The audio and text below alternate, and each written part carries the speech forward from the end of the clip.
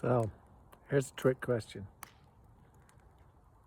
How does a headache in the morning turn into a backache in the afternoon?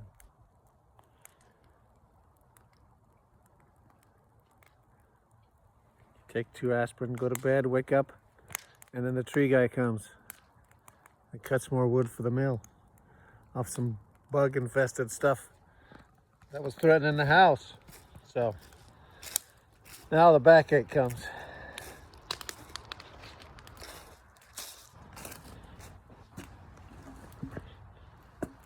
We had those 2 of these trees.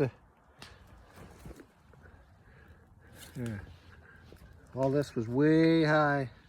Looks like there's some sort of an insect damage there. So they had to come down, and it was kind of a rush thing because the wind is coming for the winter. So we let them cut down, but it's more wood for the mill, I guess. And there's always some Motrin for the backache. Talk to you later.